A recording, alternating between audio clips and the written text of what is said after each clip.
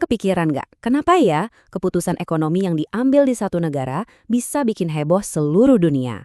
Hari ini, kita bakal bongkar salah satu rahasia di baliknya pakai model Fleming. Ini alat yang revolusioner banget buat ngerti gimana ekonomi global kita yang saling nyambung ini benar-benar bekerja.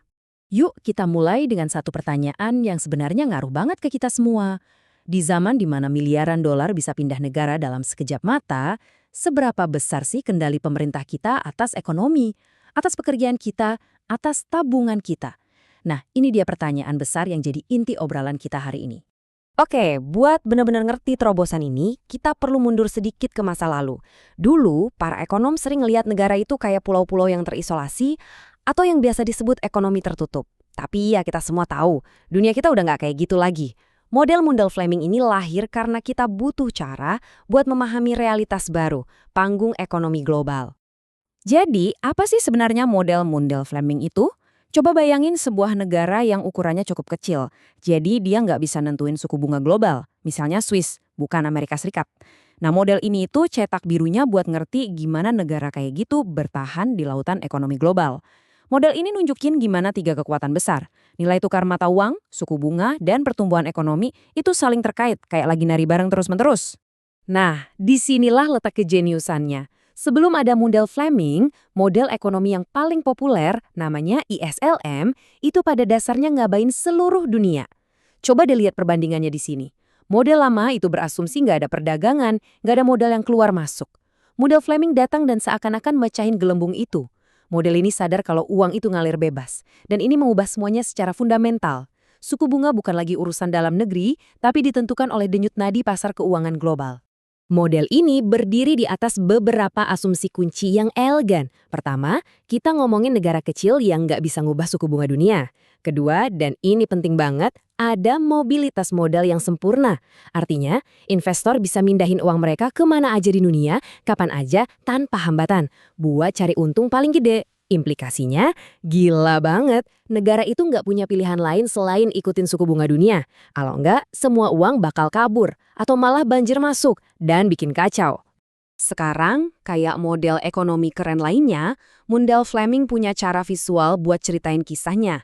Kita bakal lihat dua kurva yang jadi jantung model ini, kurva IS bintang dan LM bintang. Tenang aja, walaupun namanya kedengeran teknis, ide di baliknya itu gampang dimengerti dan kuat banget. Kita mulai dari kurva IS bintang. Kurva ini nunjukin hubungan antara nilai tukar mata uang negara Anda sama pertumbuhan ekonominya. Coba pikirin gini deh, kalau mata uang negara Anda tiba-tiba jadi kuat banget, apa yang terjadi? Mobil buatan negara Anda jadi lebih mahal kan buat orang luar negeri? Jadi mereka beli lebih sedikit. Ekspor Anda turun, yang akhirnya bikin ekonomi melambat.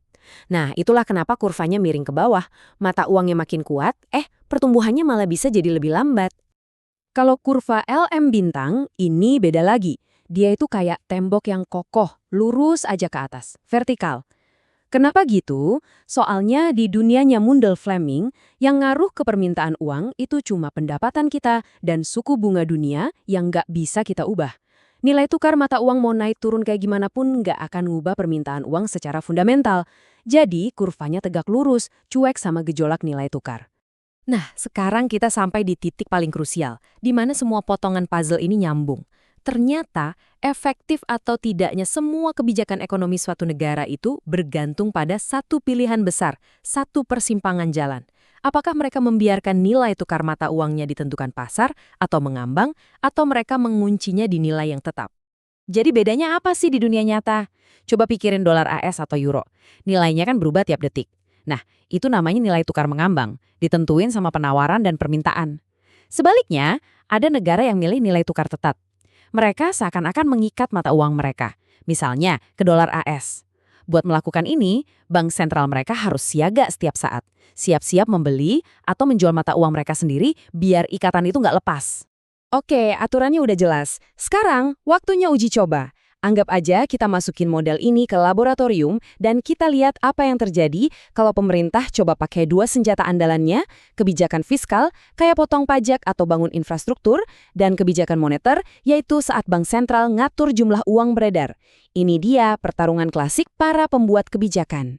Skenario pertama, bayangin sebuah negara dengan nilai tukar mengambang, contohnya kayak Kanada. Ekonominya lagi lesu, Jadi pemerintah mutusin buat nyuntik dana lewat proyek-proyek pekerjaan umum yang besar. Pertanyaannya, bakal berhasil nggak ya? Dan hasilnya, jeng-jeng, mengejutkan banget. Nggak ngaruh sama sekali ke pertumbuhan ekonomi. Kebijakannya gagal total. Kenapa bisa gitu? Gini ceritanya. Langkah 1, belanja pemerintah memang naikin permintaan. Langkah 2, ini narik modal asing yang cari untung yang bikin mata uang domestik jadi makin kuat. Langkah 3, mata uang yang kuat itu bikin ekspor negara jadi mahal banget, alhasil penjualan ke luar negeri anjlok. Pada akhirnya, penurunan ekspor ini nggak hapus total dorongan awal dari belanja pemerintah. Efeknya, nol besar. Oke, kalau kebijakan fiskal ternyata mandul, gimana kalau kita coba kebijakan moneter? Di sistem nilai tukar mengambang yang sama, ayo kita lihat apa yang terjadi kalau bank sentral mutusin buat nambahin jumlah uang beredar. Nah, di sini ceritanya jadi seru banget. Kebijakan moneter justru jadi super efektif. Dengan nambahin jumlah uang beredar, bank sentral bikin mata uang domestik jadi melemah. Tiba-tiba, barang-barang negara itu jadi murah meriah buat seluruh dunia. Ekspor langsung meroket, ngebanjirin ekonomi dengan permintaan baru, dan mendorong pertumbuhan yang signifikan. Jadi, di sistem ini, kebijakan moneter adalah rajanya. Lihat deh tabel ini. Ini rangkuman yang sempurna banget. Dengan nilai tukar yang mengambang bebas, kebijakan fiskal kayak belanja pemerintah itu nggak berdaya. Sementara itu, kebijakan moneter dari bank sentral justru kuat banget. Dan yang paling gila, kalau kita balik situasinya ke negara dengan nilai tukar tetap, hasilnya kebalik 180 derajat. Kebijakan fiskal jadi super kuat, sementara kebijakan moneter nggak ada gunanya sama sekali. Ini tuh kayak cerminan kebalikannya persis. Wawasan yang bikin kaget ini membawa kita ke salah satu ide paling kuat dan paling mendasar dalam seluruh ilmu ekonomi internasional. Ini adalah sebuah dilema, sebuah teka-teki yang dikenal sebagai trinitas yang mustahil, sebuah pilihan yang harus dihadapi oleh setiap negara di dunia. Intinya begini, setiap negara itu pengen 3 hal. Nilai tukar yang stabil, biar perdagangan lancar, kebebasan buat investor keluar masukin uang, dan kemampuan buat ngendalin ekonomi sendiri lewat kebijakan moneter yang independen. Trinitas yang mustahil bilang, Anda boleh pilih 2 dari 3, tapi Anda nggak akan pernah, sekali lagi nggak akan pernah bisa dapat 3-tiganya sekaligus. Harus pilih. Segitiga ini nunjukin pilihan-pilihan sulit itu dengan sangat jelas. Amerika Serikat misalnya, milih aliran modal bebas dan kebijakan moneter independen. Akibatnya, ya mereka harus terima nilai dolar yang naik turun. Sebaliknya, Hong Kong memprioritaskan nilai tukar tetap yang dipatok ke dolar AS dan aliran modal bebas. Ini artinya mereka harus ngorbanin kemampuan buat nentuin suku bunga sendiri. Dan dulu, Tiongkok memilih buat ngendaliin nilai tukar dan kebijakan moneternya. Tapi buat bisa begitu, mereka harus membatasi aliran modal bebas. Tentu aja ya, dunia nyata itu kan selalu lebih ribet dari model manapun. Model-model Fleming ngasih kita kerangka berpikir yang kuat. Tapi ada kekuatan-kekuatan lain yang nggak terduga. Risiko, kepanikan, dan psikologi manusia yang bisa ngubah permainan secara dramatis. Jadi apa aja yang bisa salah? Wah, banyak. Ketidakstabilan politik bisa bikin investor takut. Maksa suatu negara buat nawarin suku bunga lebih tinggi cuma biar uang nggak kabur. Dan nilai tukar tetap, walaupun kelihatannya stabil, bisa rapuh banget.